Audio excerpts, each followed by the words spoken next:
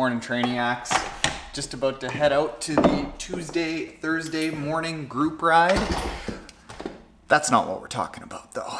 A lot of you have a road bike and you're wondering if aero bars put on that road bike are worth it. Well, what we're gonna do is we're gonna slap these babies on the road bike. And what we're gonna do is we're gonna do some testing to see if aero bars on your road bike make you faster. Spoiler alert, yes.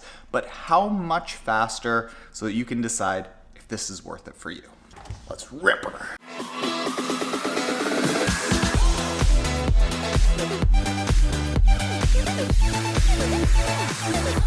All right, Trainiacs, what we're gonna do here is we're on a stretch of road that I'm gonna ride on. I'm gonna start with the road bike here with no clip-on aero bars. I'm gonna ride out 4 minutes out, turn around, 4 minutes back to eliminate any differences between wind or elevation. I'm gonna do that twice. The first time I'm gonna do it, we're gonna do low power. Second time we're gonna do it, we're gonna do a little bit higher power.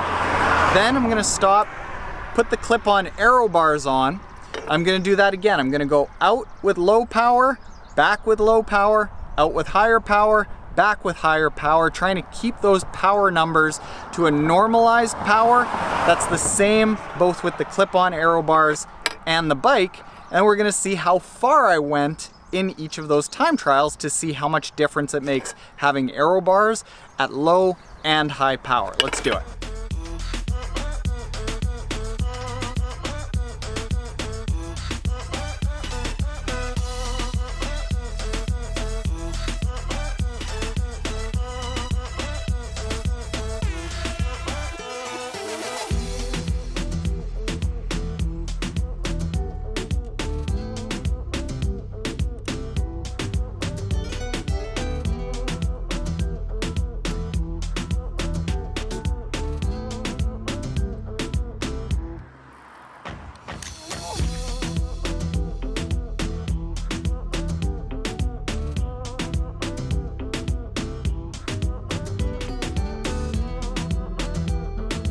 All right, so what we did there was 8 minutes on just the drop bars at 150 watts, then 8 minutes on the drop bars at 200 watts.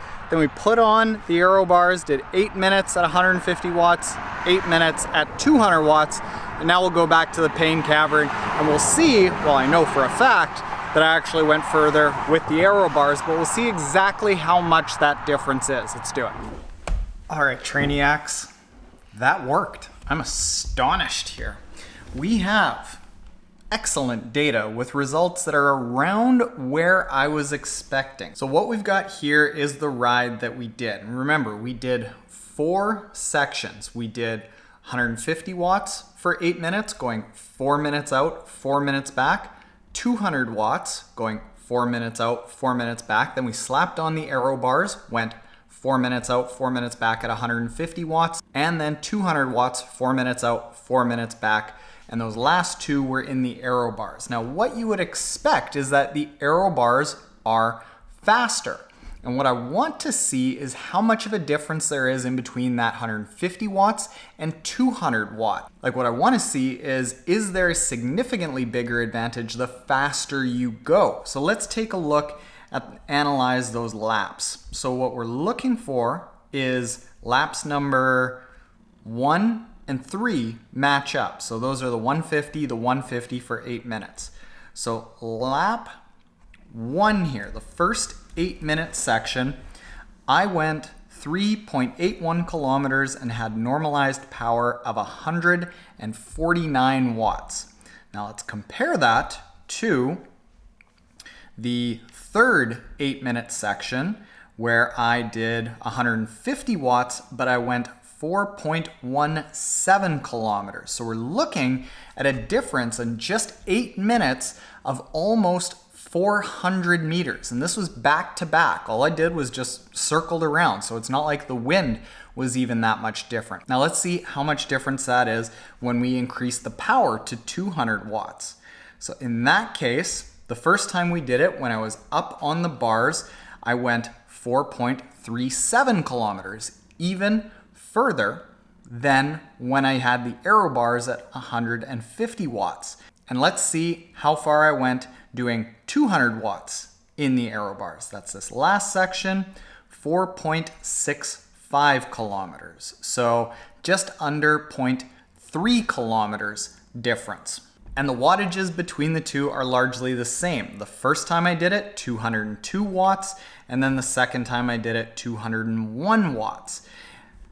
So what we're seeing is that regardless of the wattages, whether you are at 150 watts, kind of a low, easier effort, or 200 watts, there is a similar advantage. But what we see is that as you get faster, the advantage becomes a little bit less because it becomes harder as you go faster to gain additional speed. And the wattages between the two are largely the same. The first time I did it, 202 watts, and then the second time I did it, 201 watts. So what we're seeing is that regardless of the wattages, whether you are at 150 watts, kind of a low, easier effort, or 200 watts, there is a similar advantage. But what we see is that as you get faster, the advantage becomes a little bit less because it becomes harder as you go faster to gain additional speed. So I just did some math here, and let's say we took the average bike times for sprint, Olympic, half Ironman, and Ironman. How much time could you expect to actually save?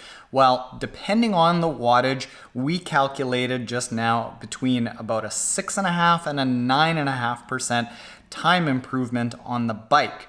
If we took some of the average finish times for the bike in a sprint, we're talking going from about a 50-minute bike time to a 47, a 3-minute savings. Over an hour and a half Olympic distance bike, we're looking at about a 5.5-minute savings.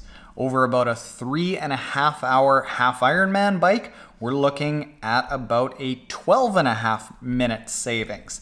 And then over the course of a 6.5-hour Ironman, we look at a 23.5-minute savings by clipping on a set of $40 aero bars. Now that is the single best investment you can make on your bike, because doesn't matter if you go from a $2,000 bike to a $7,000 bike. If you're a wind sail, you are a big kind of just wind scoop with your hands on the bars and you're just sucking in all that air into your chest cavity. 85% of your total aerodynamics is your body, so you are going to be slowing yourself down immensely.